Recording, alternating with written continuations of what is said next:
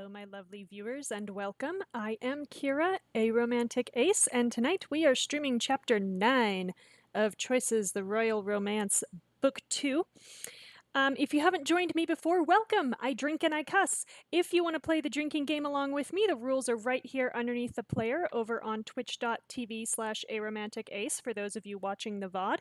I myself do have an inebriating beverage of which I'll be partaking this evening, so that'll be fun. I also have my tissues ready because I've learned my lesson from two previous streams now.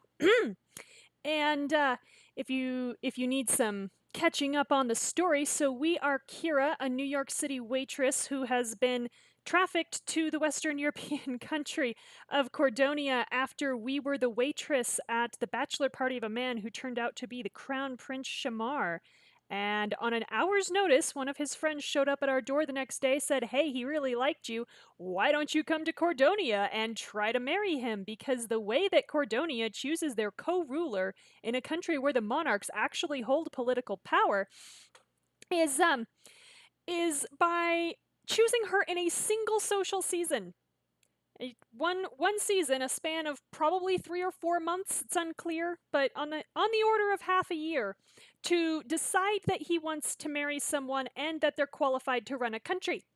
So we survived, the various trials and tribulations one might expect: a masquerade ball, ice skating, sneering rivals, a fox hunt that had nothing to do with the foxes. Oh, and sexual assault. Yeah, that was fun. So we get all the way to the end. The prince is about to pop the question, and photos are released of that encounter, and we have no idea who took them or why or how they got released. And it's a big horrible scandal. And the prince decides to get engaged to one of our prime rivals because the other one dropped out of the competition because someone found compromising information about her family. So now, in Book 2, we are trying to clear our name and, theory goes, win back the prince's hand from this clearly unscrupulous woman who, so far, has been lying about having a deadly allergy to chocolate just to embarrass our BFF whom we've been kissing. And says she's okay with the now King Shamar dating us on the side, but is clearly not because she keeps being passive-aggressive to us and our friends. Oh, and her mom is kind of odd and pervy, and we haven't seen the queen in a while, which is interesting because the nationalistic-ass queen probably ought to rear her ugly head again at some point. So, we have determined that one of the noble ladies paid the photographer. Hannah and I are a casual thing. Right now we're friends with benefits because Hannah is literally the only decent person in this entire book at this point, because even we have decided to be an awful person now, I guess. I've been kissing everybody. Well, not everybody. I haven't kissed Olivia or Madeline, but I don't think that's an option. Anyway, yeah, so we've determined who paid that photographer. She was told that if she did, she would be allowed to stay on as a lady-in-waiting of the court, which she now is. So somebody did make good on that promise, whoever had the power to do so, which frankly at this point is Madeline.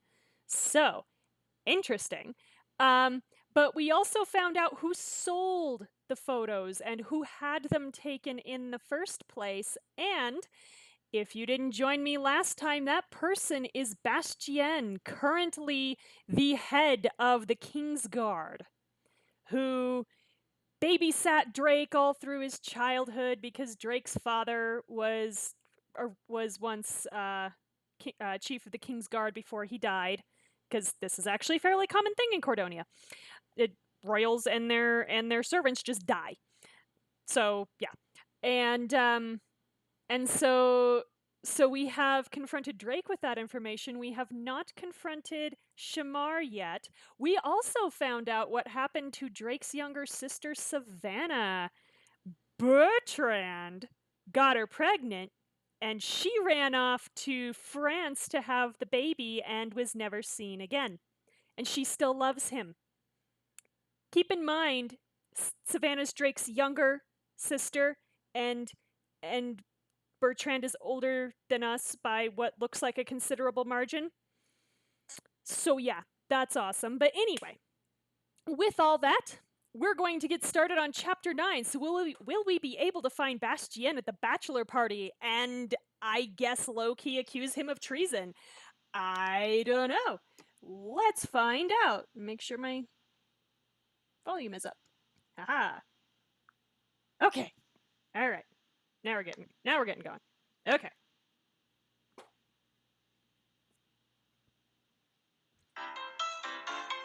Yeah, no, sexy Bertrand is not a phrase that should ever come out of anyone's mouth. Ever.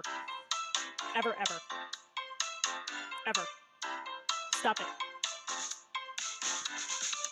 And then I want to know why she didn't love her child and named him Barty. That's just mean. So chapter 9, Brotherhood of Man. Oh god, okay, here we go. Are we doing a bros before hoes thing? Let's find out. Such a disgusting phrase. You're about to get ready for the King's bachelor party, which we are crashing. We're not supposed to be there. When Maxwell enters the train car, pulling Drake behind him. We didn't kiss Drake last time, by the way, so haha. Kira! Oh, excuse me. Kira, there you are! Yes, here I am. I'm on a train. I can't go anywhere. Good morning to you, too. Oh, trust me. It's a very good one. Oh god, Maxwell. What happened? Maxwell shoves Drake forward. Ta-da! Look upon my masterpiece. Oh god. Oh, what is he wearing? Oh my god, he's wearing... Okay, y'all, I need to bigify this. That man is wearing a denim suit, y'all. What? What the actual hell? How? We're in Italy. Italy is supposed to be fashionable. What? In the actual hell? Please tell me this shirt is like Gucci or something. Because, Maxwell, honey, I know you know better than this. What? Also, is this supposed to be the moment where we're like, ooh, Drake, you look good, but we've already seen him in a suit, so, like, is this supposed to impress us? Like, really? I'm so concerned right now. Okay. Alright. So, I don't know, was I supposed to have a choice here, or... Oh, okay.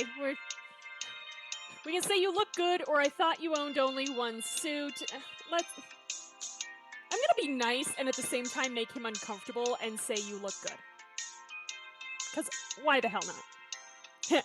Pretty great, huh? Yeah, and there's not enough... the blue and green isn't doing the trick. It's also there's not enough tonal contrast between the shirt and the jacket and or the pants, which... The jacket and the pants don't have to have that much contrast, but color, texture, pattern, shine. That's how you make an outfit interesting. Drake looks so boring right now. Not that he ever looks that interesting, I guess, but he's got a little bit more done. Yeah, Maxwell should know better. He really should. But he's all proud of himself, so okay, maybe this is all he could get Drake in. Drake, I told you the compliments would be rolling in. Uh-huh. Are we supposed to get jealous in this one, too? Because that'll be fun. Yeah, thanks for the suit. We're supposed to believe he fits in anything Maxwell owns. Okay. Maybe Maxwell bought it for him. Only the best for my good buddy Drake. Oh, God. Maxwell, what are you doing? We're still buddies, right? Yeah, by the way, Maxwell knew the whole time where Savannah was. Guess where that money was going? To Savannah! So yeah, Maxwell's kind of in the doghouse right now, which, oh, by the way, we also adopted a corgi. So I wonder where Oliver is right now. Don't push it. Yeah, you dressed him up and you hid his sister from him. He's pissed. So is that the plan for tonight? Dazzle and distract everyone with Drake's new suit? That has a lot of D's in a sentence. That is some alliteration happening. Are we going wearing that? Please tell me we're not wearing that. Ha ha. Actually, Maxwell will create a distraction for us while we confront Bastien. and accuse the captain of the King's Guard of treason. Awesome! I love it. Easy. Distraction is my middle name. It, honest to God, probably is. He probably changed it to distraction. Sound good? Not really, but we're going with it. We can say all good. Wondering why Shamar is having a second bachelor party. Ooh, I actually addressed this on Twitter. Or thinking we should wait until the party's over to confront Bastien. Okay. Any of the, I'm good is kind of boring. So, I'm wondering why Shamar is having a second bachelor party, or I'm thinking we should wait until the party's over to confront Bastien.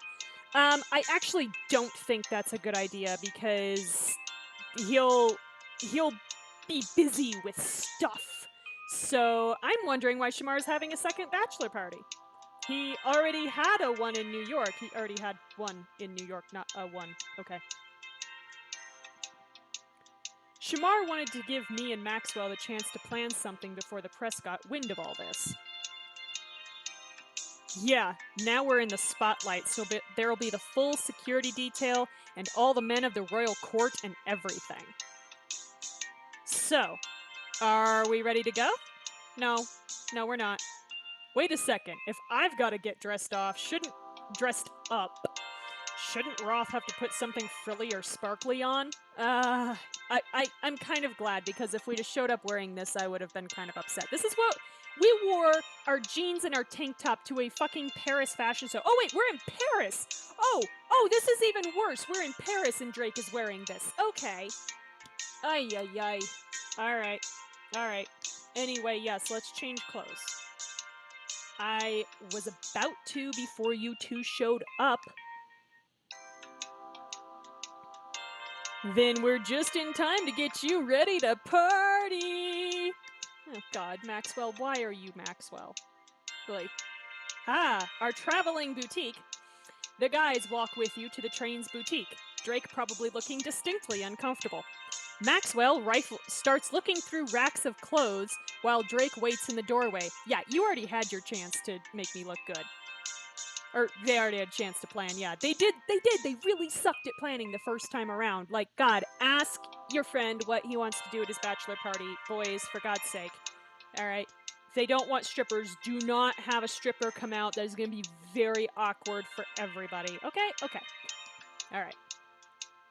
Yeah, Drake cannot cross the threshold because he might get femininity on him. Any fashion advice? Don't wear a denim suit.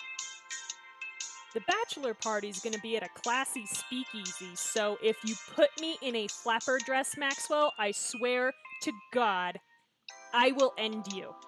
Yeah, they didn't even take the poor guy to the Statue of Liberty at his first bachelor party, which was like the one thing that he wanted to do. Ugh. Also, they took him to a really cheap restaurant. Maxwell pulls out a sleek black dress and hands it to you. Ooh, this is a good one, I think. Maxwell likes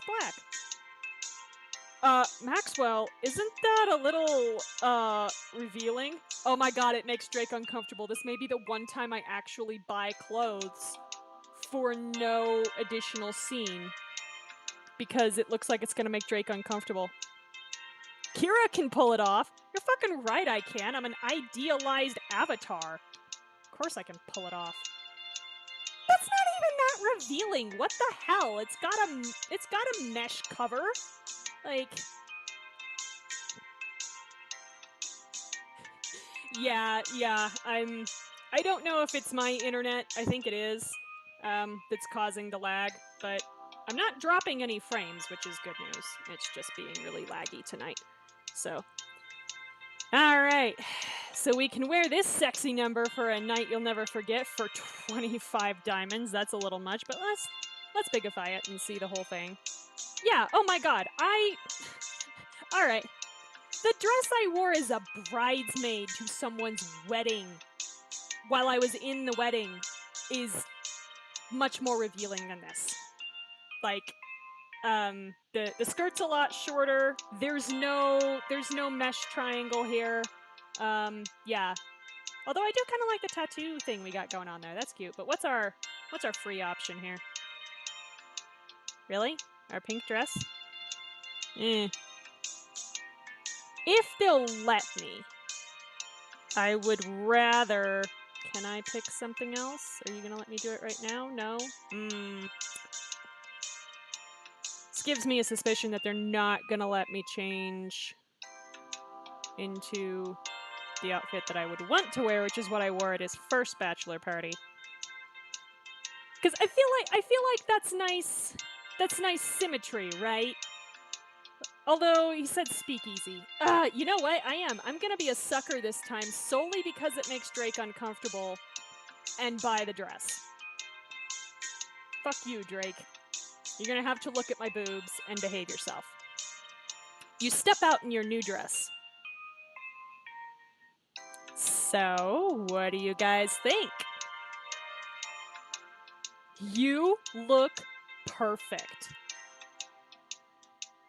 It's really... wow. Yeah, Drake, keep it in your pants, my boy. We're a horrible person, but keep it in your pants. Let's go, gentlemen. How long did it take us to put on that tattoo, by the way? Like, because even if it's like a temporary, just like stick-on, that's some manipulation that we had to do there, and that was a lot of work to go through just to model the dress. So I have concerns. All right. Anyway. Yeah. Let's get out of here. Yeah. Put you in a cold shower first. Woo! Oh, I can change outfits. The last couple times I tried, it wouldn't let me, and I was like, well, fine, screw you. Anyway. A short ride later, your limo pulls up to the entrance gate of a compound. Okay, here comes the guard inspection. Be cool. Where am I gonna hide anything? I mean, if I'm being really clever, there are in fact still places I could hide things, but they'd be a little uncomfortable. Maxwell throws his feet up on the minibar. That's Maxwell being cool, I guess. I never stop being cool. Okay, Maxwell. Drake rolls down the window and hands his invitation to a member of the King's Guard. The guard eyes you suspiciously. Probably not with slitted eyes and a twitching tail, though. Just saying. Okay. We can say with House Beaumont, with Drake, a dancer at the speakeasy and you're holding up the show sounds like we're pushing it a little bit, so I'm gonna say I'm with Drake. Because that probably makes the most sense. You cozy up to Drake and wrap your arm around his. Alright, this is literally, I am now in this to make Drake as uncomfortable as physically possible, which is a horrible thing to do. Don't do this. Don't touch somebody without their consent. It's not okay. But you know what? This game is not doing too well with sidestepping the harmful tropes. So, I guess we just get to be awful. Roth? Would you shut up? You're blowing my cover! Ahem! Isn't that right, darling? Or would this guy from the King's Guard not already know who we are? Like, huh.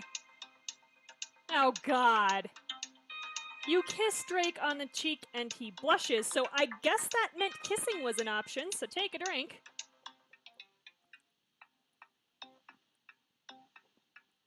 My God, girl, slow down. Of course, there's a fucking romance point out of this. Right, darling. Yeah, huh. See? We're horrible. We're just kissing everybody. The guard nods. Drake leans over to whisper in your ear. If he's smart, he's actually saying, "Don't kiss me again." Yes, thank you. Next time, warn me if you're going to do something like that. Consent is important, and yes, men need to consent too. Men don't always just want to be grabbed and kissed. Thank you very much. Thank you for coming to my TED Talk.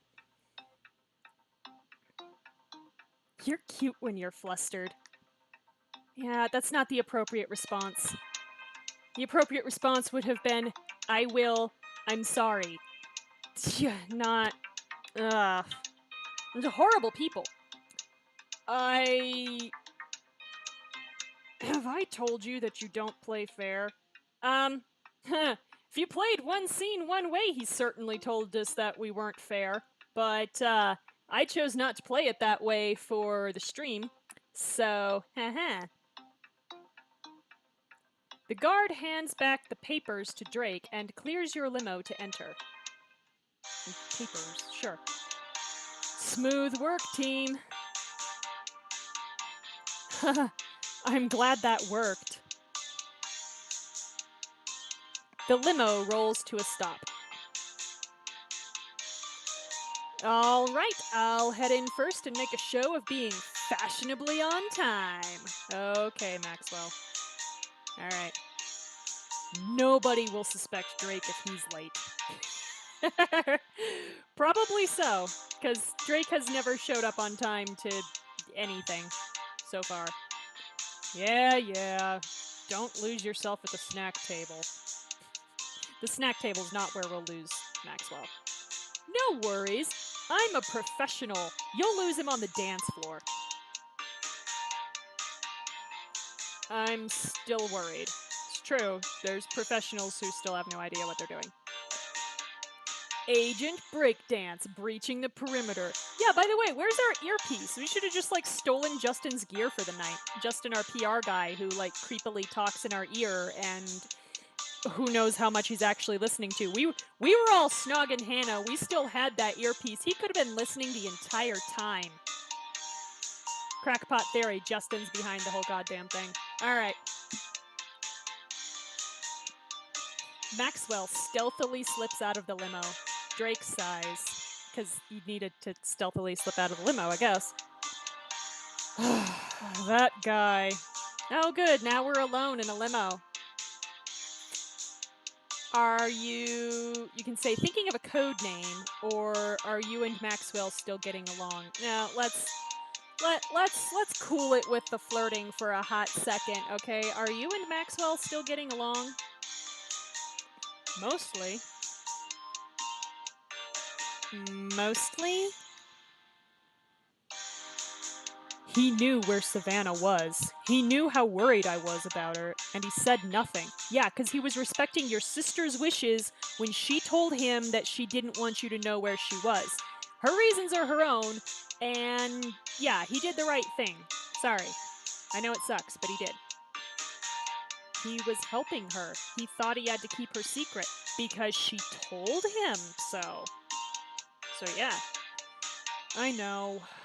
But it makes me sick to think about how every day he knew he kept this from me, and he still acted like we were buddies. He was taking care of your sister, you judgmental asshole. You know what? Third wheel's being a jerk. Take a drink.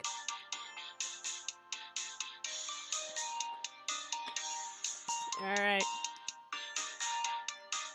Anyway, I'll get over it. We've got more important things to do.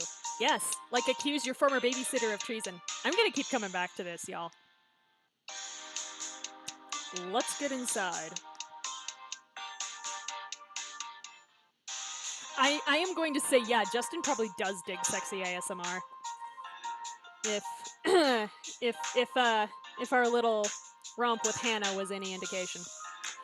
You and Drake enter the speakeasy, where a bunch of finely dressed noblemen sit around socializing, eating steaks, and drinking. The light odor of cigar smoke floats through the air. Oh good, so I'm sick to my stomach now. That's awesome.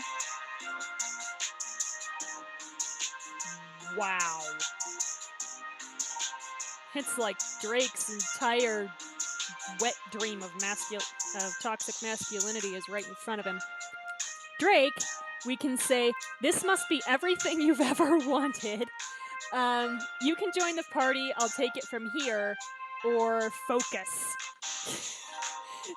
Do we want to try to be like accommodating and say that he, no, you go because you clearly want to have fun, or do we want to be, like, actually practical and say that we need his help. I mean, he did say that he wanted to be there to confront Bastien regardless, so probably doesn't matter what we say, but, I think I'm gonna go with, this must be everything you've ever wanted. Well, not everything. Oh! Exactly. That's who Drake really needs to be mad at, is Bertrand, because with that age disparity, Bertrand completely took advantage of Savannah. There's not even a question, and I know that they're probably aiming for the whole, like, romantic resolution between those two, because Bertrand's so miserable now that Savannah's gone, but no, that's not even remotely appropriate. Anyway, Drake over here, well, not everything, but we're checking a lot of boxes. $10 says one of the things it's missing is us naked. Just throwing that out there. Sorry I'm keeping you from this. Hey, he agreed to it. Don't be sorry. Don't sweat it. It's usually the company that makes the party, and you're better company than almost everyone here. That's really sad, because we're turning into an awful person by being in Cordonia, but we are still a better person than probably most of the people in the room. It's true. But wouldn't it help us blend in if we got a couple glasses of whiskey? Maybe like an old-fashioned or a sidecar, genius. Fair enough. You trying to get me drunk, Drake? You're trying to get me drunk. Drake grabs a glass for each of you and takes a sip, savoring the taste. Unless it's actual whiskey, it's not worth it. I think this whiskey is older than I am, and probably costs more than everything I own. Probably. You take a sip of the rich, smoky whiskey. What do you think? I actually, don't hate smoky whiskey, so it's amazing or like drinking a forest fire. Both of these statements are true. If you're drinking, like, a really smoky whiskey, like a good scotch, that is the best way I can describe it, is like drinking a forest fire, but that's also amazing. Enjoy it. Whiskey like this comes along once in a lifetime. There's a place not too far from me that'll serve you like a $25 shot of whiskey with 2 slices of bacon, so I beg to differ there, Drake. Bacon with whiskey. Across the room, you see Maxwell chowing down on a steak with another noble. Why are we acting like there's anybody other than men here? Noble man. Man, this steak is so good. There he is. I'll go remind Agent Breakdance that he's got a job to do. You duck into a shadowy corner as Drake strides across the room to grab Maxwell. Honestly, the best distraction would be Drake punching Maxwell's lights out at this point, but, you know.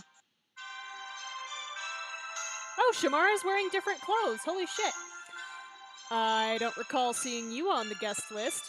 Yeah, well, didn't Drake get a +1? Shamar!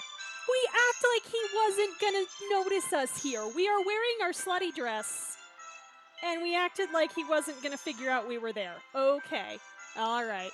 Sure. I suppose I shouldn't be surprised to see you turn up here. No, probably not. The plot demands it. Oh? I've learned to never doubt what you're capable of. Please don't. He's an educated royal. He wouldn't split his infinitives. Ugh. Shamar, we can say I'd scale a volcano if it meant seeing you, or I'm here on business. Alright, here's the thing. Shamar officially asked us to be his mistress whether or not he gets married to Madeline, so... And we told him we weren't sure yet. because that's a really weird situation. So long as Madeline was, like, acting like she was pretty much okay with it, I really didn't care, because if Madeline's okay with it, that's pretty much the only other part that matters, if Shamar and Kira are both okay with it. But Madeline's clearly not okay with it. Now, it is up to Madeline to say so, and Madeline has not said so yet, at least not to Shamar, and she hasn't really said it explicitly to us either. So she needs to communicate, and she's not doing it. But, I'm not sure that you can really be Madame de Pompadour if the Queen is not okay with it, so I'm here on business. Oh, I hope I haven't interrupted anything. No, just accusing, you know, your head of security of treason. It's fine. Don't worry about it. Not yet, but I should keep a low profile. In this dress, no profile is low. There is no such thing as a low profile right now, okay? Okay. Can I offer you any assistance? Yeah, go get Bastien. No offense, but as the king, you're the most high-profile person in the room. It's true. Good point. I wouldn't want to ruin your cover. Yeah, so basically just keep everyone else away from us. Perhaps you'd better grab a cigar and a whiskey? Why do you hate my lungs? I would literally be dying in this room right now. I would be so sick to my stomach, and I would be starting to have trouble breathing, because even cigar smoke is nasty to me, and I have asthma, so. Very funny. I already have a whiskey. Shamar leans closer to you and clears his throat. While you're unexpectedly gracing my presence, I have a proposal for you. Oh dear. There's a particularly magical spot along the Seine, a bridge with columns crowned by golden statues. We did say we wanted to see the world in Book 1, so. I've been watching it for the past couple days. Alright, Shamar stalks landmarks. This is a new thing. And around midnight, it's completely deserted. Around midnight, you're gonna be plastered with all your buddies, dude. Like, come on. If you'll have me, I'd like to take you away from all this, from our enemies and the plots against us, and just have an evening with you in the heart of Paris.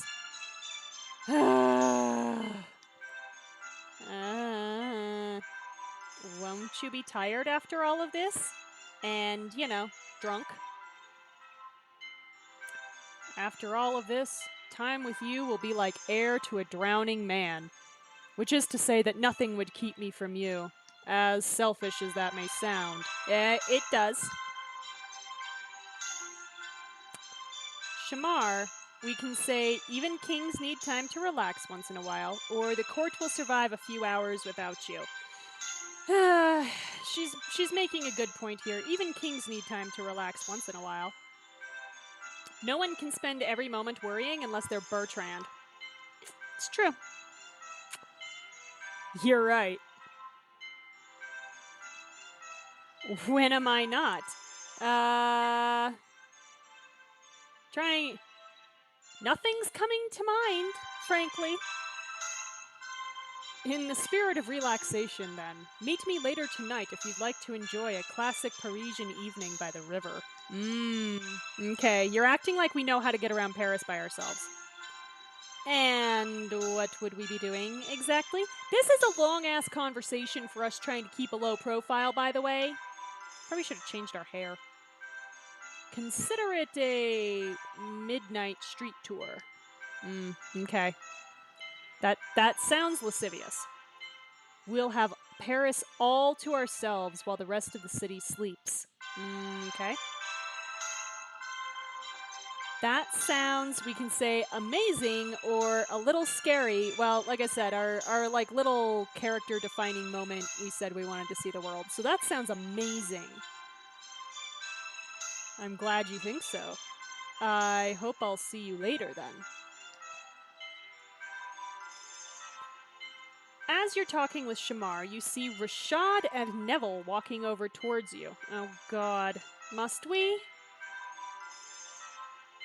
Ah, Shamar. So this is where you ran off to. And I see you have a woman at your bachelor party. Oh, fuck off, Rashad. None of your goddamn business. It's 2018. We have iPhones. Lady Kira seems to have a tendency to show up at such events. I do. Very funny. You're drawing attention, goddammit. Lady Hannah isn't also with you by chance, is she? Back the fuck off, Neville. You don't deserve my Hannah. No, not right now. Ah, a pity. I would enjoy seeing her again. Yep, back off. Don't like you. Neville, I'm sure. Wow! So we can say Hannah would enjoy the chance to see you again, or you don't have a chance with her. Whew! Take a drink for being judgy as shit. Now, being perfectly fair, I don't think Neville actually does have a chance with Hannah because it's pretty clear that Hannah's gay. Like, her first engagement went down, you know, or went over about as well as a lead balloon. And she's pretty into us, so I'm not even 100% sure she's bi, y'all. I think she may just be straight up lesbian. That said, Hannah's continued presence in court is contingent on having one or more men interested in her, because apparently a woman isn't good enough. So we kinda have to say Hannah would enjoy the chance to see you again. Hannah, I'm so sorry. Ah, that's gratifying to hear. Please, no. Drake waves you over. Yes, Drake, please save me. Make me stop pimping out Hannah, please. I think I'm needed over by the drinks. Shamar leans closer and whispers, "Good luck." You make your way to Drake as Maxwell hurries to the center of the room with his drink. He clears his throat. Ladies and gentlemen, except that there are no ladies here. Nope, not at all. You don't know that somebody in this room could be trans and just not presenting at all. The men in the room turn their attention to Maxwell. I would like to propose a toast to our wonderful king. Huh, that's kind of you, Lord Maxwell. I wonder if Shamar knows what he's doing. I am nothing if not kind, except dashingly handsome. You and Drake quietly move along the back wall while Maxwell continues his speech. So, speechifying up there, okay. Oh, we get to hear it, okay. Let's all take the time out of our celebrations to honor those who made these exquisite festivities possible, starting with the janitorial staff. Oh, that's so nice of you, Maxwell. So far, so good. Wonder how long Maxwell's gonna drag this out. I'd also like to thank my tailor for creating the most comfortable pair of underwear, which I am giving you this speech in. Oh my god! That is not appropriate. Oh, Maxwell. Maxwell, honey, know your audience. That's an interesting way to toast. Interesting is a word for what's going on, yes. He's giving it his all. And lastly, let us enjoy our manly things in harmony, or fisticuffs, to steaks and whiskey and toxic masculinity. As everyone toasts, you feel a hand on your arm. Bastien pulls you and Drake aside. Ooh. Was this part of the plan?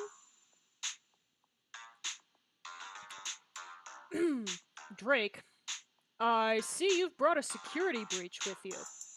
Yeah, well, fuck you too, Bastien. I know you two are close, but I'm afraid Lady Kira will have to leave.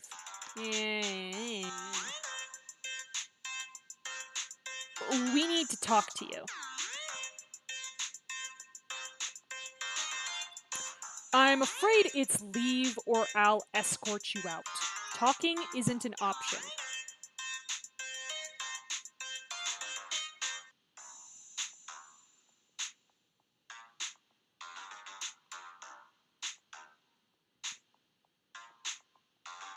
Sorry, the stream looks like it's having trouble over here. I'm trying to get it straightened out. We're gonna find out what we skipped. Oh, I'm going to be in for a treat when I see who they imply as a love interest for Hannah in book 3. Oh dear. Okay. Well, I guess we'll find out in book 3, won't we? Because, yeah, I know they have to try to set it up where it's a happy ending for everybody, no matter who you pick. So, although we all know who they want us to pick. Alright. Bastien, over here. Cool. Just the man we wanted to see. We mean talk.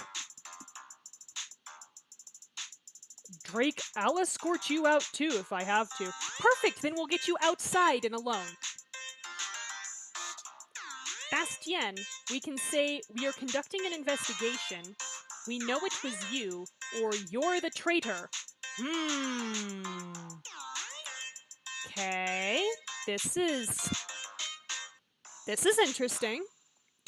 Because if we say we're conducting an investigation, he's not going to be super receptive.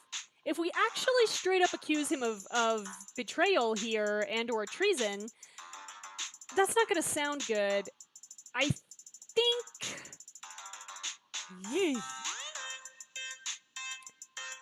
Do I be diplomatic, or do I go for the throat a little?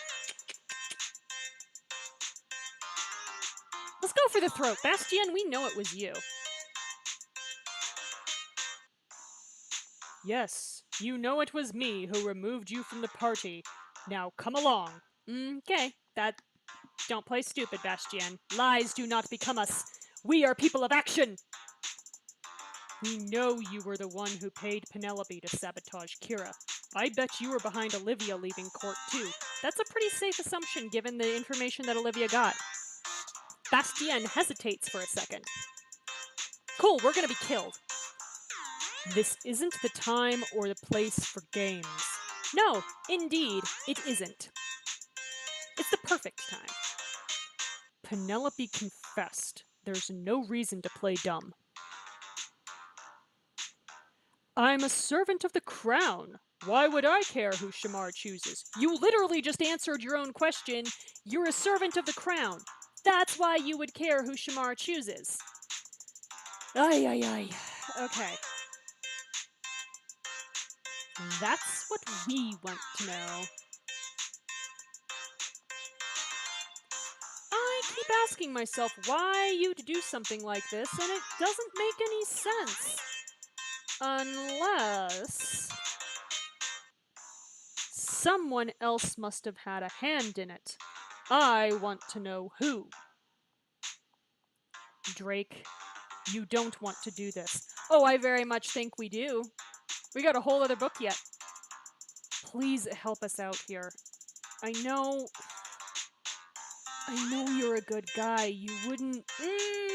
Drake, honey. Damn it, Drake, I can't! Oh, you can't what? You're fucking head of security, asshole. Bastien, we can say, answer us, or fine, I'll go. No, answer us. We're literally in front of Shamar. He's gonna start asking questions if you drag me out of here. Answer us. Bastien gently takes you by the arm. Do not touch me. The last time you touched me was gonna be the final time that you touched me. I'm sorry, Lady Kira. I truly am. But it's time to go. Okay. Drake grabs Bastien's arm. Fine. We'll leave. But take your hands off her. Oh God, Drake, I don't need you to white knight this, okay? I got it. All right? I got it. Bastien, let's go of you. Drake, I'm sorry. I didn't want it. You did. This wasn't personal, I swear. Too late. It feels pretty damn personal from where I'm standing. Before you can step away from Bastien, you hear an indignant voice behind you. Oh dear. Hi, Bertrand. I step out for 10 minutes and come back to chaos. What is the meaning of this prolonged disturbance? Lady Kira, I am always the meaning of this prolonged disturbance. My entire presence in Cordonia is a prolonged disturbance. You. Whoo! Holy shit, are we gonna have to hold Drake back? I think we're gonna have to, like, horse collar him out of here. This is gonna be fun. Drake walks up to Bertrand. Oh boy. I found my sister. Oh, Lady Savannah? With the mouth! What the hell? Bertrand clears his throat. That's splendid news. She is well, yes? Like you'd care. Okay. Alright. We all do. Her disappearance was quite a mystery. Okay. She told me everything that happened between you two. Yeah, everything. She was in love with you. How could you let her leave with her heart broken? I tried to reach her, but she disappeared from everyone, including me. Which is for the best. Bertrand, you sick fuck. Told you I cuss. Not everyone. Maxwell knew. What? Bertrand rounds on Maxwell, catching him in the process of slinking off toward an empty booth. Holy crap, we are causing all the disturbances tonight. This is getting good. Yeah, Maxwell, you're in so much shit right now. Maxwell Percival Beaumont. Tell me this man is lying. Oh, Percival? Really? I'm so sorry, Maxwell. You had no chance.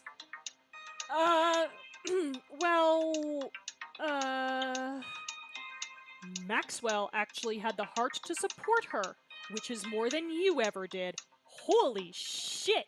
You know what, just take a drink for shenanigans at this point. Damn. Drake over here calling people out, being a gigantic hypocrite. It's awesome. How? You know my excessive spending habits? Well, I'd send most of it to her. I knew it! You didn't really purchase a dozen peacocks. Figure that one would have been pretty obvious when a dozen peacocks didn't show up. Oh, Jesus. Well, the peacocks really did happen, but that was a one-time thing. Oh my god, really? Really, Maxwell? Everything else was made up.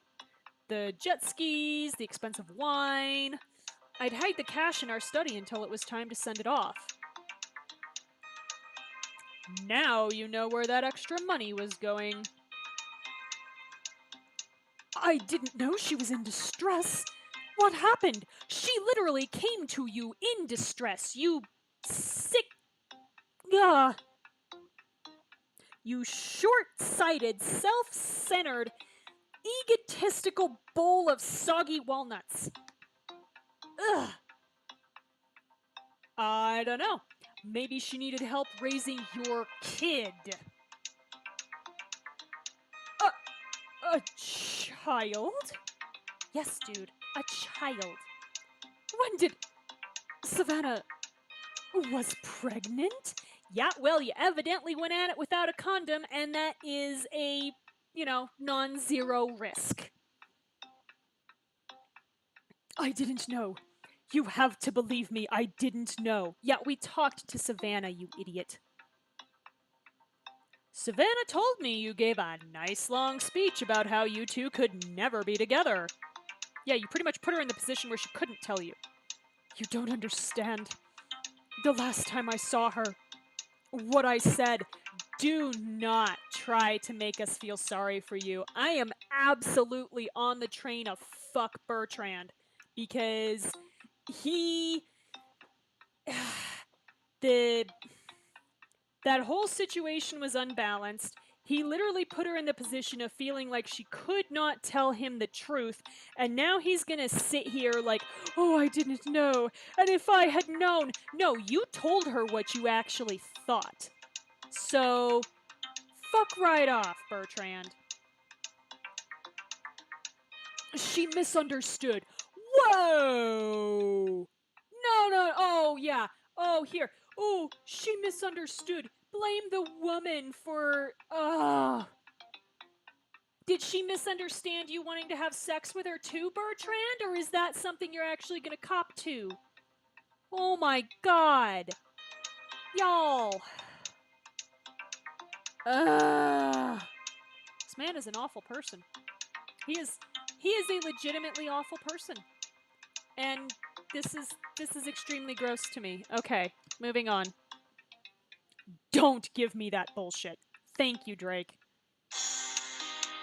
Oh, yes! Drake grabs Bertrand by the collar. Take a drink. I think this is gonna get good. We got the music going on now. All right. Unhand me. Oh, he's gonna unhand you. Then that hand's gonna go somewhere else. You broke my sister's heart. You nobles think you can just play with us commoners and throw us away when you're done. Woo. Well, this time, you're gonna have to answer for it. Please hit him. Please hit him. Drake's hand clenches in white-knuckled fury. He cocks his fist. Okay, just in case there's a times choice coming up. Stop!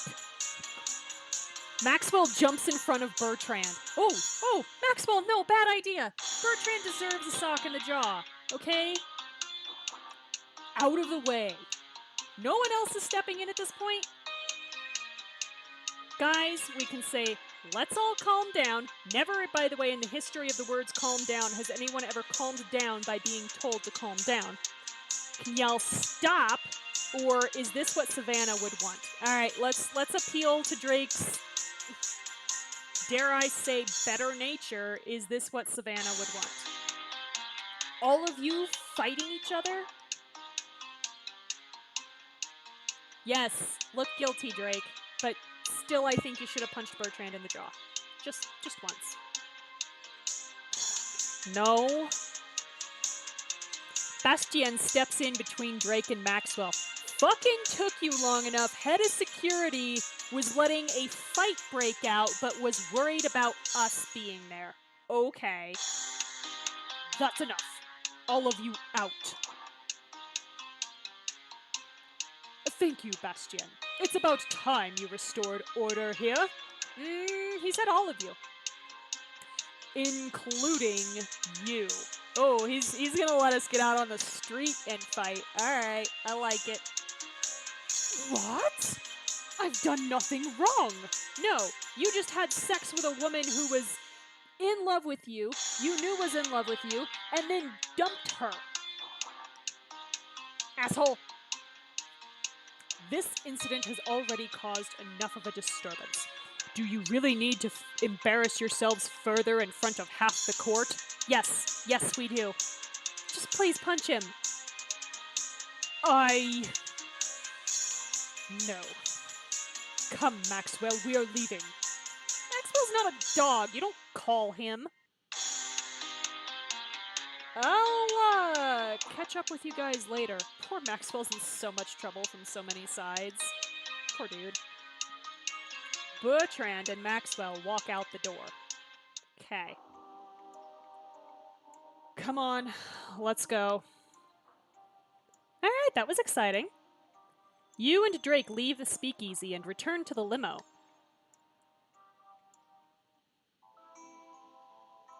Drake falls back against the seat. It's worth noting that we have a copious amount of alcohol in this limo. Damn, Roth, I'm sorry. I was such an idiot. Yes, you were. You really were. Drake, we can say it's been a rough few days. Ya think? Or I've never seen you so worked up. We saw him pretty damn close to being this worked up in book 1, actually. Except that time he actually did punch the guy. Let's not be needlessly cruel and say the thing that I would say, and instead put the focus back on him. I've never seen you so worked up. Let's try to be supportive here. I don't know what happened. I need to get myself under control. Yes, you do. Do you need to go to therapy? Drake's shoulders rise and fall with a quiet sigh before he turns to face you. There ain't enough alcohol, y'all. That was an odd noise. First the Beaumonts, now Bastien. Can we trust anyone here? Dude, you literally spent all of book 1 telling me not to trust anyone, so I feel like you know the answer. I need to get away from this two-faced world and all its damned lies.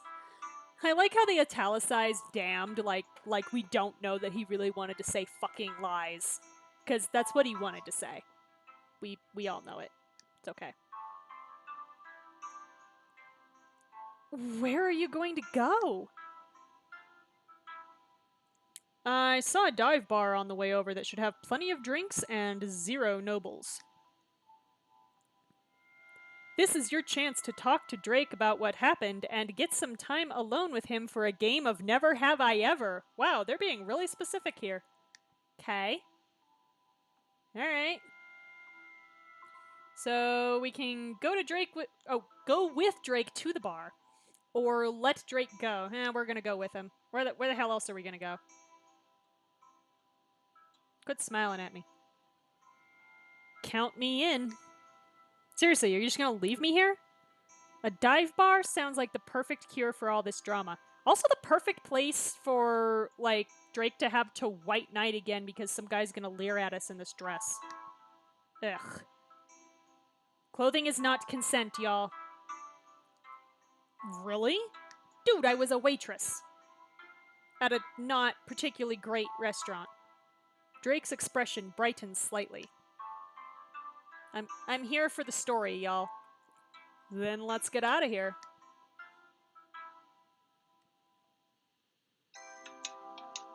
A little later, you and Drake walk into the dive bar. This does not look particularly divey, I gotta be perfectly honest. Now this is more like it. I didn't expect an American theme in Paris. Oh, honey. Oh, honey. Hey, I'll take it. First round's on me. Perfect. You mean you didn't pick this place just for the ambiance? Of course not, he came here to drink, girl. Huh. I am Drake Manthrax Walker. I cover my emotions with whiskey because that's socially acceptable for men, whereas showing emotions other than anger and lust aren't. He walks over to the bartender and gestures at a bottle of whiskey on a shelf. In a few moments, he returns with 2 tumblers and a bottle in hand. Holy shit, I thought you said the first round, dude. Here you go. So we can take the whiskey. Easier than ordering pasta in Italian. Hey, Drinks are an even more universal language than food. Just point to what you want and they'll pour it. It's true. How on earth did you spot this place? I didn't even see it when we drove to the speakeasy. It's 2018, we have iPhones. Okay. It's a gift. Drop me in any country and I can find you a dive bar.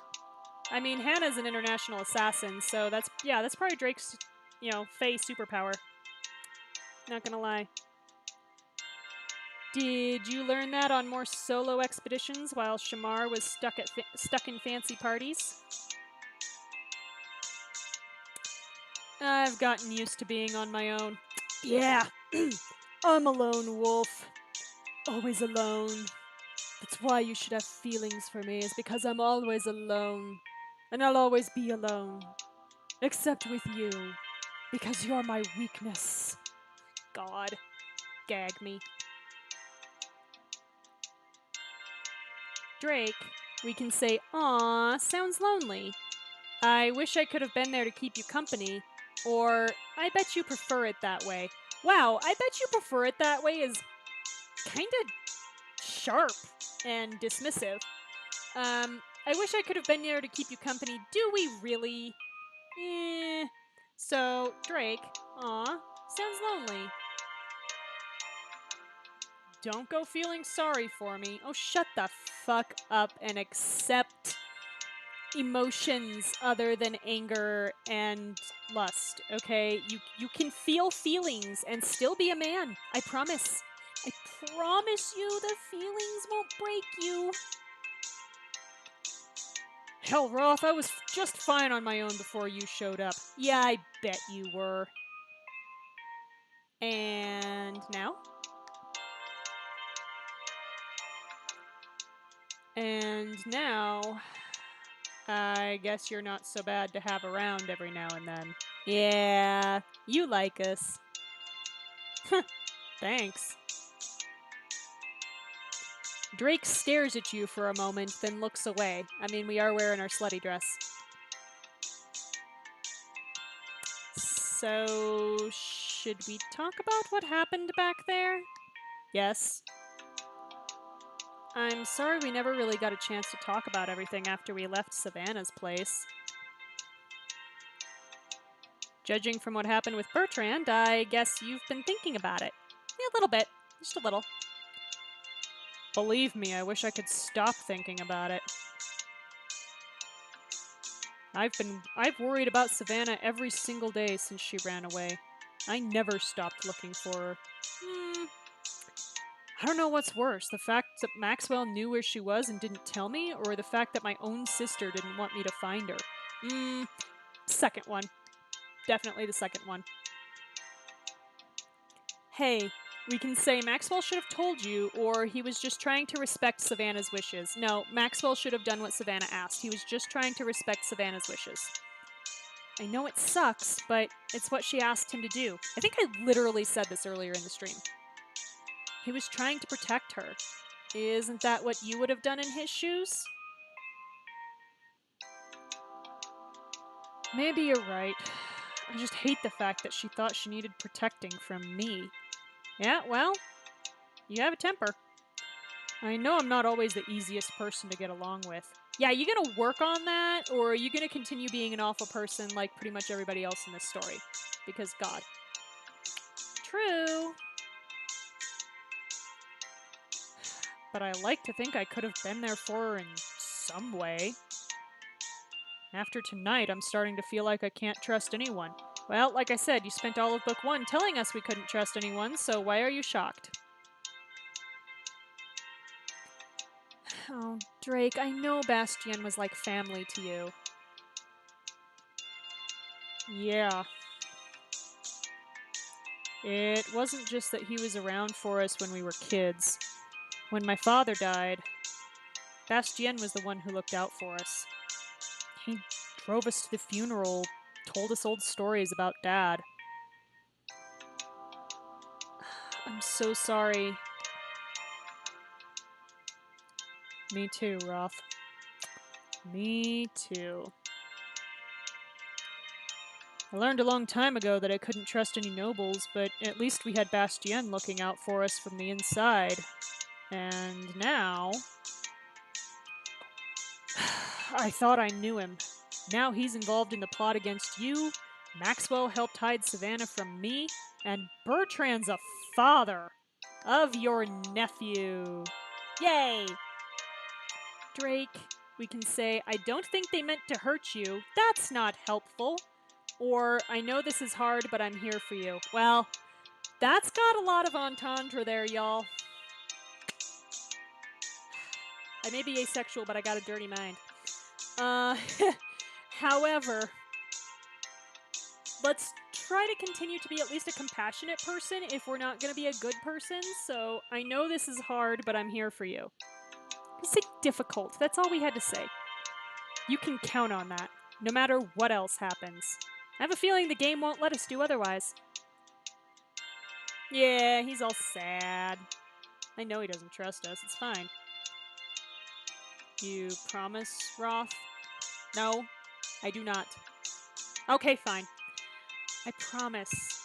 Why do you think I'm here? I don't know, to manipulate him? 'Cause that's what I'm doing. Thanks. After everything that's happened lately, that means a lot. Cool. Besides, I wasn't going to let you spend tonight moping by yourself. Yeah, it's true. You probably would have gotten your ass drunk and thrown in jail, and we'd had to bail you out. I officially declare all courtly drama off limits until tomorrow. This is a dive bar, and we're not going to let it go to waste. Oh, is there karaoke at all? Because let's get Drake doing karaoke. Does that mean more drinks? This means tequila, my dude. Very much so. And it means it's time for a drinking game. Oh, good lord. This is going to get good. Okay, drinking. This is meta now. Drinking game inside of the drinking game. So I guess this means we take a drink every time the characters take a drink, right? Right? This should get good. Okay. Oh boy. You don't even know what game it is yet. I have a feeling you're about to tell me. Well, that you can't play a game unless you both know you're playing it, typically. This one's called Never Have I Ever. You say something you've never done, and if the other person has done it, they take a drink. See, you're a natural. Whoever's had the least drinks after 3 rounds wins. Okay. That's short. I don't know about this. You sure you want to go up against me in a drinking game? Yes. Drake, we can say that sounds like a challenge, trying to psych me out already, or now you're giving me second thoughts. No, Drake, that sounds like a challenge. I can drink pretty well, not gonna lie. And I accept. It wasn't. Yeah, too late. No, never mind. You're on, Roth. Cool. All right, it's your game, so you get to start. Cool. He refills both of your glasses and looks at you expectantly. God, we're gonna go full on Marion and Raiders of the Lost Ark here, aren't we? This is gonna be good. I guess I'd better make this first question count. Never have I ever... We can say, alright, been on a sinking ship, been called Drake Walker, or been a prince's handsome best friend. The thing is, we do know that Drake has been on a sinking ship, so let's be a little bit subtle and say, never have I ever been on a sinking ship. That's harsh, Roth. Me and Shamar could have drowned on that thing. I'm just saying. I'm glad you didn't. Does that say winning? But it still happened, so drink. All right, take a drink.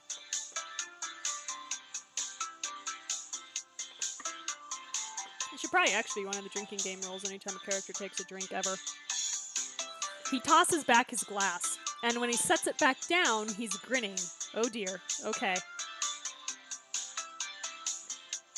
Maybe I underestimated you. That does not look like a smile. Well, now is your chance to even the score. Never have I ever been set up with someone. Really? You haven't? Yeah, I feel like you're lying to me, Drake. Not even once. I guess Maxwell and Shamar aren't the kind of friends who go around setting you up, huh? No, and you know what? Honestly, that's kind of a good thing. Like, unless you tell your friends you want to be set up. Like, if you tell your friends you want to be set up, then it's fine. But if you don't tell your friend, if your friend hasn't said they want to be set up, definitely at least ask them before you do. And if they say no, please, for the love of God, respect it. Please and thank you. Okay. They've usually got their own things going on. Drink up. Whoa, hey, whoa. Okay. I guess we're counting this whole thing with Shamar as being set up, so take a drink. All right. 1-1. That's more like it. My dude, 3 shots of whiskey is not going to put me under a table. Not for long. Never have I ever, you can say, gotten a tattoo, worn a man bun, or imagined someone in this room naked. Can we really see Drake wearing a man bun? And we don't know if he has a tattoo. I mean, we've seen him basically naked from being in the spa. I'm not so sure we didn't actually see him naked because, I'm sorry, you're not wearing a towel around your waist in the spa. So, but to be legitimately honest here, never have I ever imagined someone in this room naked. Sorry. Yeah, Drake, there went your ego. Sucks to be you. Yes? I kissed you. That doesn't mean I want to have sex with you. He just sits there. Yeah, your pride is wounded. It's okay. You'll get over it. He takes a long drink of his whiskey. Take a drink.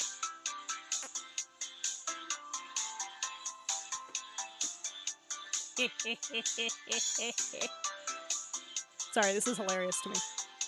You never go easy on me, do you, Ralph? Nope. Never. Don't look so smug. How do you know that this has anything to do with you? Maybe I'm thinking of the bartender. Hey, I'm still smug if you're thinking of the bartender because he's pretty cute. You glance back at the burly, tattooed man pouring drinks. Yes! I guess I'll never really know. See, no, you should just be like, I don't know, he's cute. Exactly. Now it's my turn. Never have I ever worn a dress. Ah, asshole. That's a cheap shot. Well, you know what? We've pulled cheaper in this game already, so I don't feel like we have a leg to stand on here. Funny how the cheap shots can be the most effective. Hey, he's not just talking about the statement. Take a drink.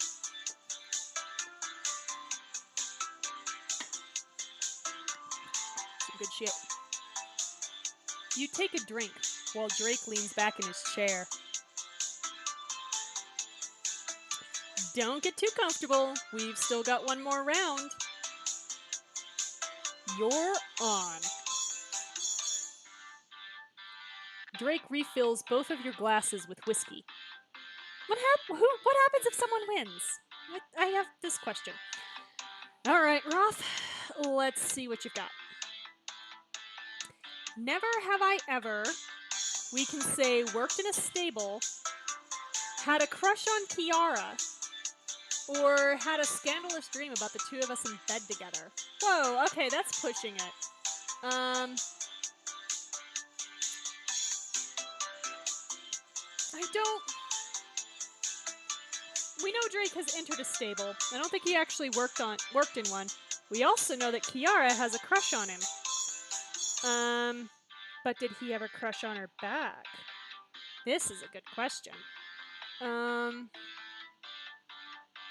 Like, I have a feeling I know the answer to number 3.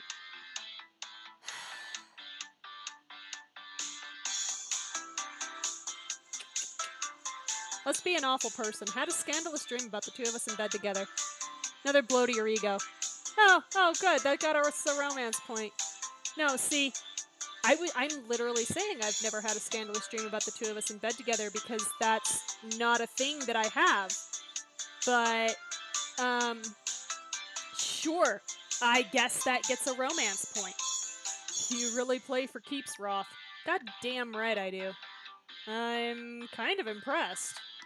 I'm a waitress. I learned how to figure people out. A rare compliment from Drake Walker.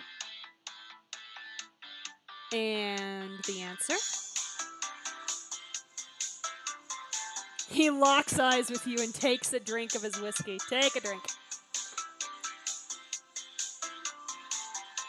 Well, I know, I'm not just picking all the answers that are going to get him to drink because I want to drink. What? Yeah, he just sits there and looks at us. Of course he does. I'm looking at him like, so? I knew it. I'm hot. It's okay. Don't get too cocky. I've still got one chance left. Final shot. Never have I ever eaten a deep dish pizza. Okay. Nice try, but that makes 2 of us. I grew up in New York, apparently. We don't do deep dish. What? You've got to be honest with me, Roth. I am being honest with you. I am! You're talking to a New Yorker, remember? Deep dish is a Chicago thing. Let me guess, there are no do-overs in this game. Of course not! Doesn't mean I'm not going to drink that whiskey. Nope. You have to live with your mistakes. Oh dear. Alright, that brings the score to... Yeah, I beat Drake at a drinking game. 3 points to 2. Looks like you won this one, Roth. That's it? You aren't going to give me a hard time? Not right now, anyways. Okay. You were right. This was way less terrible than thinking about everything back at court. Yeah, and now you've got 3 shots of whiskey in you, so you're feeling pretty good. So, what did I win? Oh god. Oh no. No, oh dear, no. Win? I was wondering this and now I'm worried. I didn't know we were playing for stakes. Cool, steak? Okay, I'll take that. Yeah. Please. House rules. You owe me something. He owes me that next shot of whiskey. That's what he owes me. The stakes are a promise that you'll stop beating yourself up over Savannah, or a kiss. Kissing's an option. Take a drink.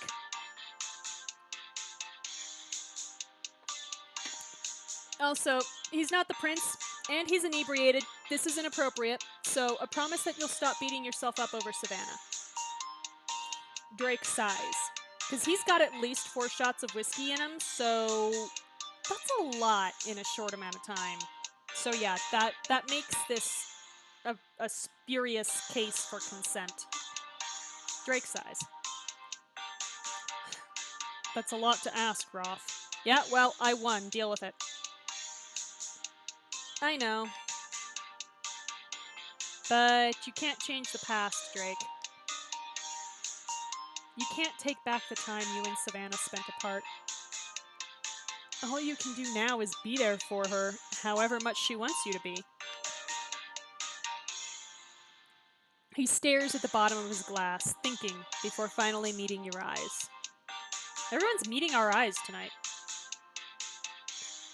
You're right. I'll try not to let my feelings get in the way of supporting my sister. There you go. That's all that I ask. The bartender swings by your table to pick up your glasses, and looking around, you realize you're the last two patrons left in the bar. He probably wants to close up. Yep, we should get going. You move to stand up, but Drake holds up a hand.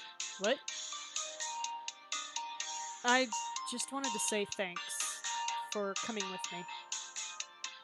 I'm glad I didn't end up drinking alone tonight. Yeah, because you probably would have finished that bottle by yourself and then would have been in real trouble.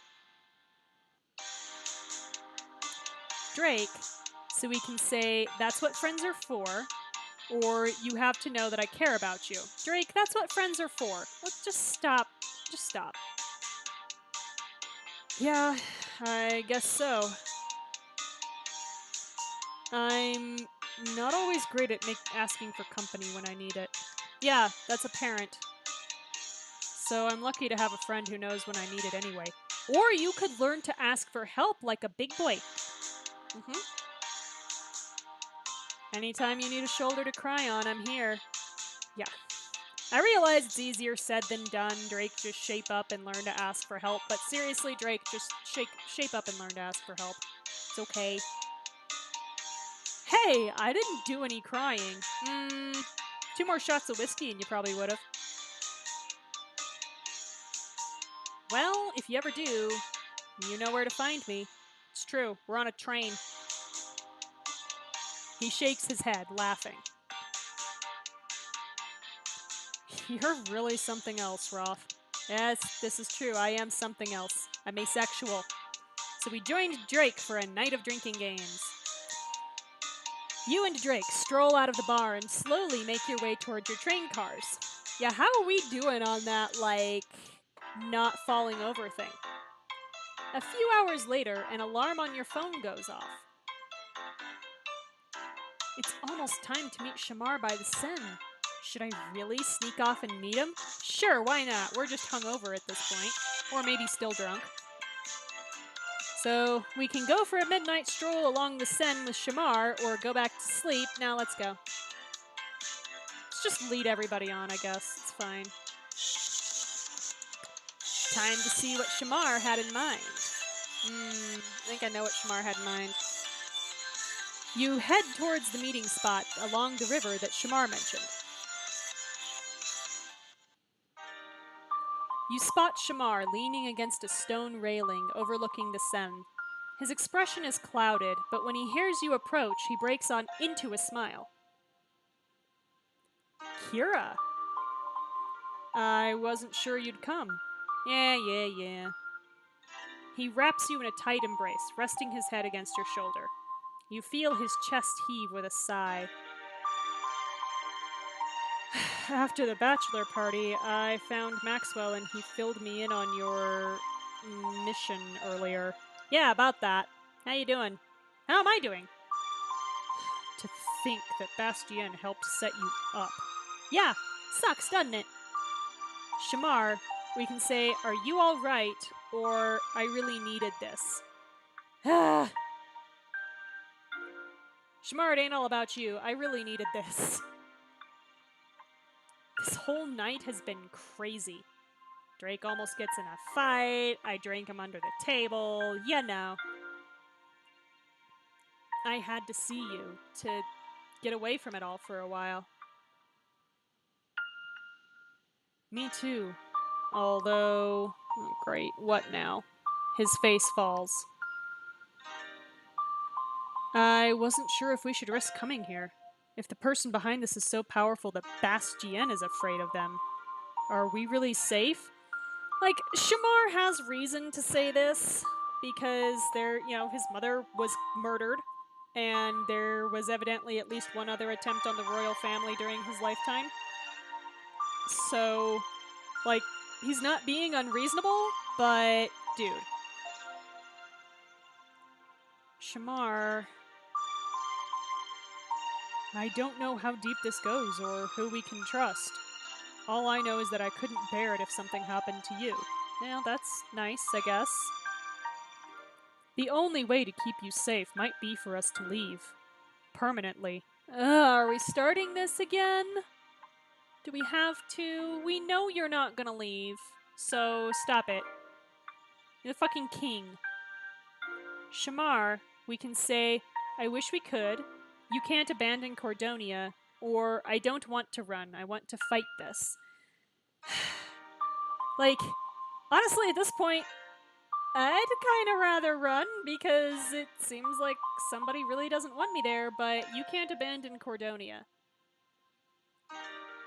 His shoulders slump. I know that. But if you asked me to, I would. In an instant. No, you wouldn't. Stop it. The fucking king. I could never ask you that. Your people need an honest king now more than ever. And the Shamar I know would never leave them behind. So knock it off. He lets out a long, slow breath. Finally, he nods. Thank you, Kira, for not letting my fears get the better of me. Yeah, you need help. I know it's hard, but no matter what happens, at least we'll face it together. That's one thing you can trust, Shamar. I do.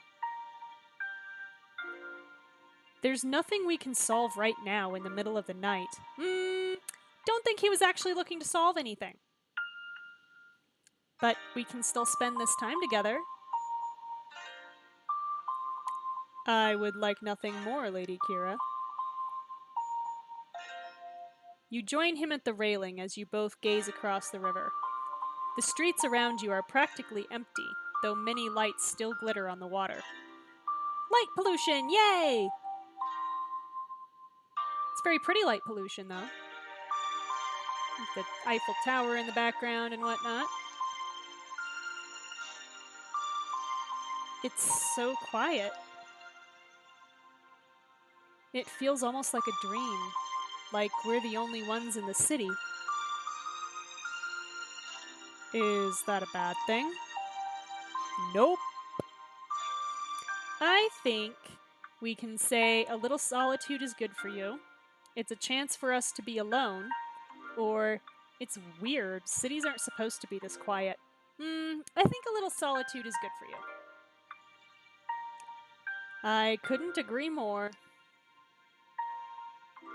Growing up in Cordonia, well, you've seen what the court is like. Early mornings and late nights like this were some of the only moments I had to myself.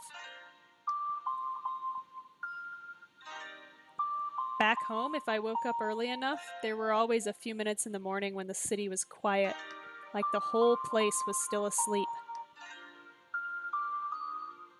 It felt almost cozy, just like this. Well, since we have this time to ourselves, I did have a few activities in mind. Oh lord, dude. Okay, what's going on?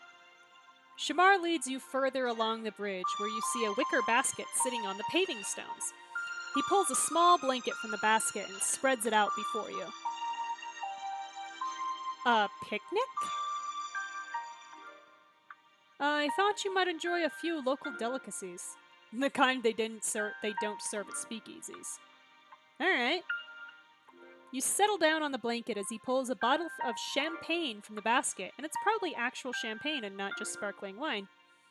Followed by glasses, a loaf of crisp bread, and several rounds of cheese. Oh my dude, I can't eat those! Ah! I know you're trying to be nice, but no! Shamar, how long have you been planning this? Since our visit to the Eiffel Tower. Was that 2 days ago, I guess? He trails off for a moment. You follow his gaze to where the tower's lights glitter in the distance. I've been to so many places in this city, but never the way you read about in stories. with someone you love, taking moonlit walks together, climbing to the top of the Eiffel Tower. Aw, a little romantic you, I guess. Or taking the elevator. Elevator's better. Close enough. Last night was incredible, and I didn't want... Whoa, last night? What? I thought that was 2 nights ago. Pretty sure that was 2 nights ago. Because, yeah, Savannah was an entire day, basically. So, yeah. Last night was incredible, and I didn't want that to be our only night out in Paris.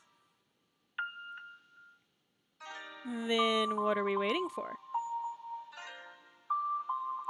Shamar deftly uncorks the champagne bottle and begins pouring it.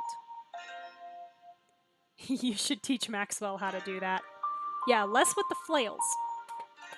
I think he knows the easy way to open them. He just prefers a more dramatic touch. It's probably true. Your method has its advantages. Actually getting the champagne into the glasses, for one. Handing you one glass with a bow, Shamar sits down beside you on the picnic blanket. His eyes meet yours as he raises his glass. To you, Kira, the most unforgettable woman I've ever met. Okay. To you, me, or us, to you. Kira. Alright, counting that as a swoon. Take a drink.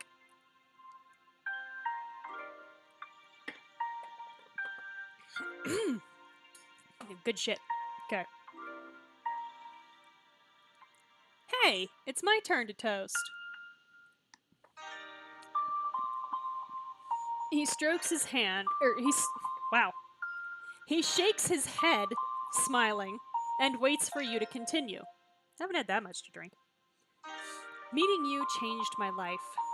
But out of all the places I've been and the things I've done since then, the best part has been getting to know you. That's more of a toast than I deserve, but thank you. Right now, yes, it is more of a toast than you deserve. Raise a glass of champagne. Take a drink.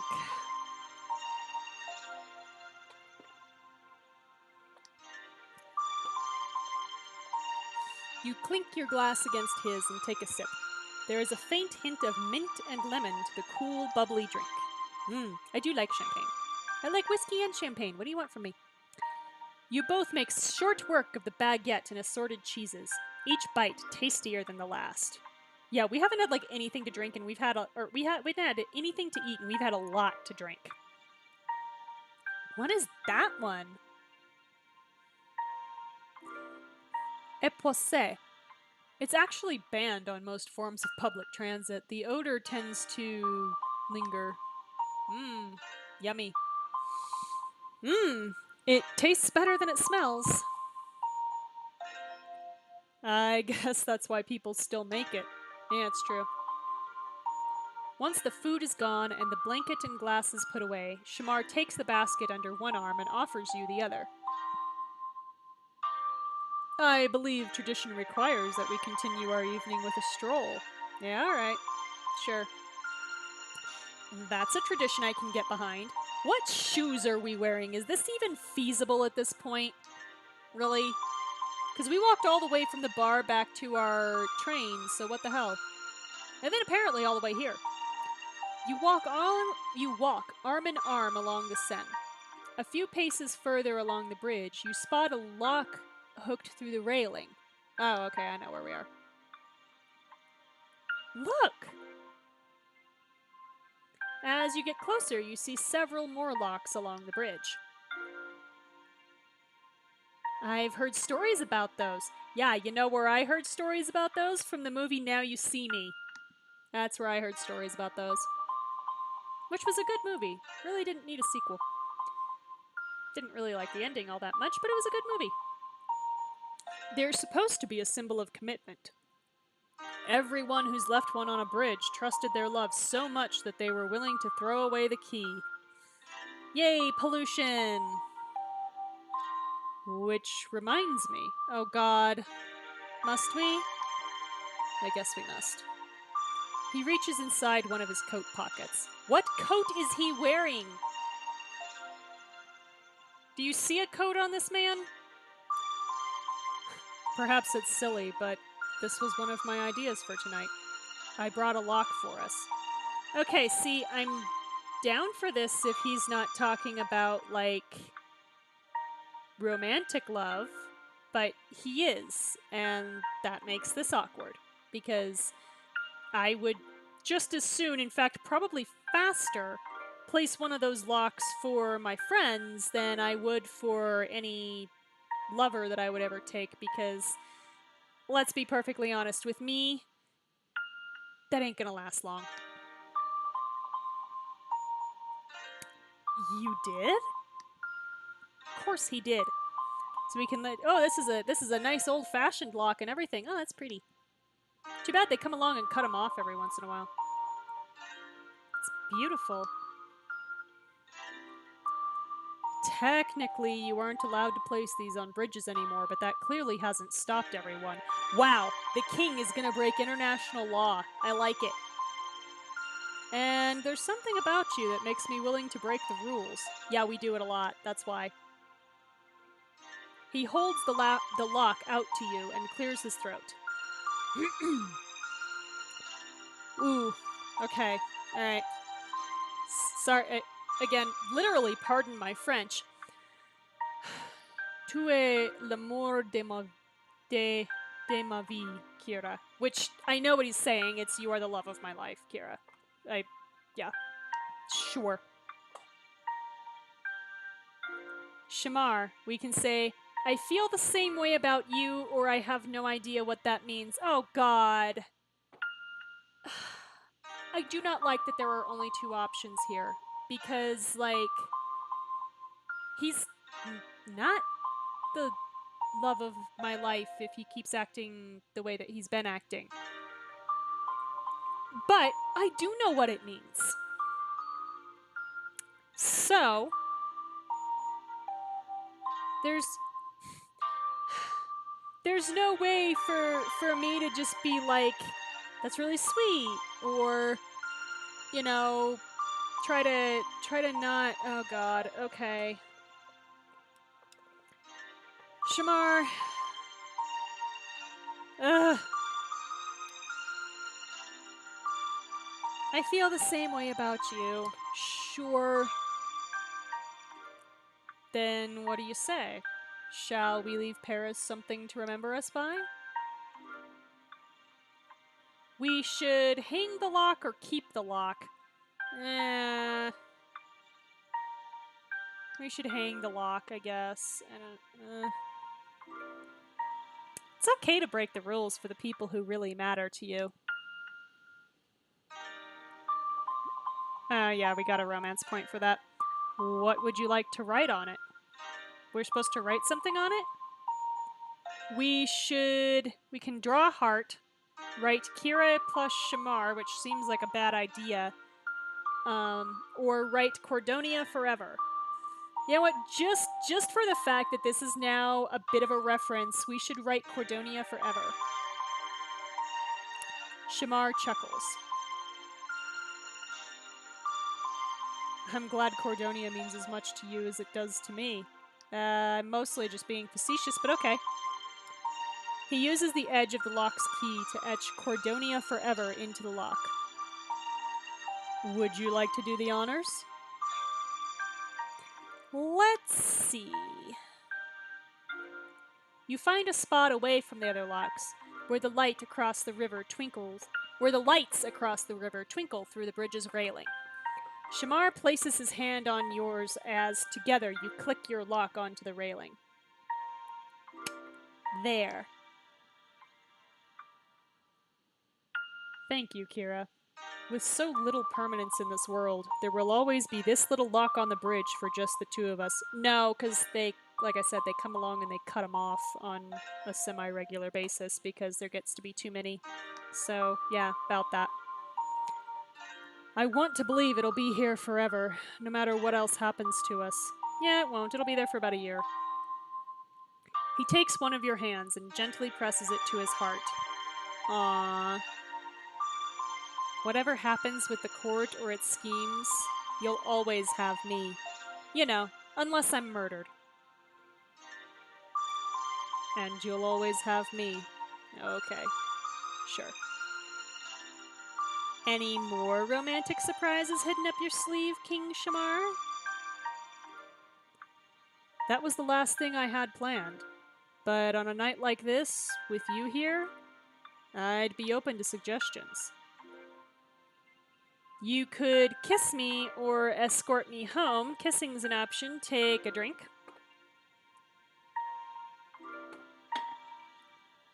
And the house rule says we always kiss the prince, so we're gonna kiss the prince.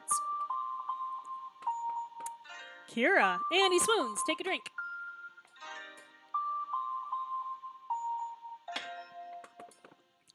All right. Shamar pulls you into an embrace, his lips finding yours in a fervent kiss. He trails kisses down your neck, lingering along your collarbone as his hands slide down to your waist in your slutty dress. I've missed you, Kira. I can't tell you how many times I've thought about this. Kissing me on a bridge? You catch his lips in another kiss. Please stop talking. Shamar, we can say, don't stop, or we're still on a bridge. Shamar, we're still on a bridge. A very, public one. As if to prove your point, you spy a tour boat over Shamar's shoulder sailing up the Seine. Yeah, he's all shocked. Oh shit. Shamar clears his throat and pulls away slightly just as the boat passes under the bridge. When it emerges from the other side, a few of the figures on the deck wave at you. Yup, you're screwed. Perhaps it's time we both got some rest then. Yes, it is. As much as I don't want this night to end, we both have plenty to worry about tomorrow. Yeah, we do. He nods. Thank you for this little getaway, Kira. Some time alone with you was just what I needed. Me too. I'm lucky to have you. Yes, you are. Shamar, we can say, you really are. I'm the lucky one, or you'll always have me. Alright, I don't like either of the first two options, so Shamar, you'll always have me. No matter what else happens. I'll remember that. He offers you his arm, and together you slowly retrace your steps along the Seine, enjoying the quiet of the streets as the sun rises. Wow, holy shit. Been out for a long time. I'm glad we got to watch the sunrise together. I didn't realize it was so late. Early? It's easy to lose track of time when I'm with you, Kira.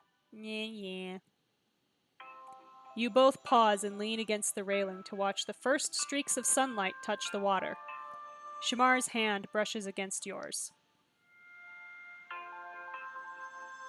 We can hold his hand or put my arms around him. Well, now it's daylight and it's going to be a lot easier to see us from a distance, so we're screwed no matter what we do, I guess. I mean, remember that time we hugged Drake? I guess we're like I guess we're a hugger, so I should put my arms around him. Yeah, romance point, whatever. He's all smiling. He hugs you back, keeping you warm as you watch the last few moments of sunrise. There, good. Yes, I'm cold because I have no jacket. We really should be getting back. Yes, we should. It was worth the lack of sleep, though. Yes, it was. Except I have to go make political decisions now. This is a bad idea. So we kissed Shamar on our evening out along the Seine.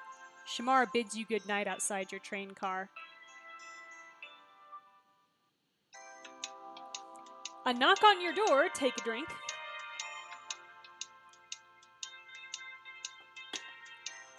A knock on your door wakes you the following morning. You open it. Drake? Shocked. Shocked. Roth, I had a realization. Seriously, we still don't merit Kira. Okay. There's a very short list of people that Bastien would feel compelled to obey, no matter what the order. Yeah, royalty. What are you suggesting? This runs all the way to the top. We need to investigate the former king and queen. And Shamar's half-brother. Just saying. I think Bastien would probably still take orders from him even though he abdicated. But they're still powerful royalty. How do we question them? Carefully.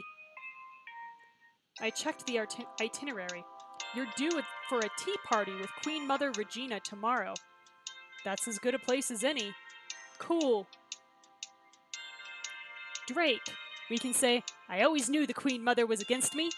Or, what if it is her, then what do we do? Let's not go jumping to conclusions. I personally think Regina is a really good suspect, but this is coming awfully early in the book. So, what if it is her, then what do we do? She's still a powerful woman. How can I stand a chance against her? Well, you call Mr. Gold, apparently, and don't let her feed you any apples. You'll have me, and more importantly, Shamar. We'll figure something out. He's the king now. You just have to be careful, Kira.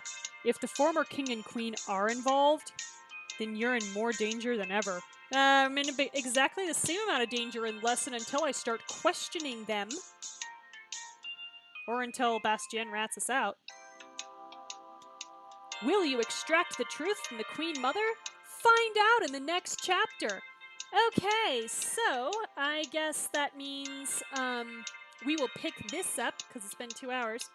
We will pick this up on Friday, see if Regina's going to end up being the mastermind behind it all, I honestly kind of assume she's in on it, because I don't think that that King Constantine is necessarily a good candidate. Regina is known to be nationalistic and to have favored Madeline from the beginning, but I guess we'll find out. So, Friday at twitch.tv/aromanticace, 7 p.m. Pacific, we will find out what we can find out at a tea party, I guess. The random tea party. I was just saying we hadn't seen the Queen in a while. So, till then, catch you later.